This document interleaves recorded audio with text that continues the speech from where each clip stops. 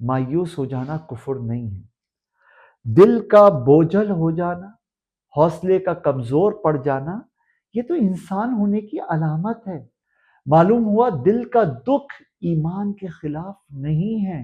قرآن کریم میں اللہ تعالیٰ نے ارشاد فرمایا اِنَّهُ لَا يَيْأَسُ مِن رَوْحِ اللَّهِ إِلَّا الْقَوْمُ الْكَافِرُونَ، اللہ کی رحمت سے پورے طور پر مایوس اور نا امید ہو جانا یہ فقط کافر قوم کا وتیرہ ہے۔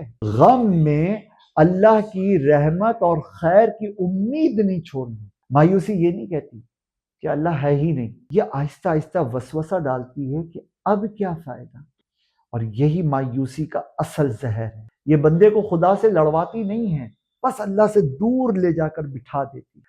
اسلام یہ کبھی نہیں کہتا کہ غم نہ ہو، اسلام کہتا ہے کہ درد کے باوجود امید کو زندہ رکھا جائے۔ اللہ سے ہمیشہ اچھا گمان رکھیے۔ مایوسی کفر نہیں ہے، مایوسی میں ٹھہر جانا بہت خطرناک ہے۔ مومن گرتا تو ضرور ہے، لیکن وہ اللہ کی طرف سے منہ موڑ کے نہیں گرتا، بلکہ ہمیشہ اللہ کی طرف متوجہ رہتا ہے۔ میں تو متوجہ ہوں اس پروردگار کی طرف جس نے آسمانوں اور زمین کو پیدا فرمایا۔ مایوس ہونا نہیں، امید کے دیپ کو جلا کے رکھنا۔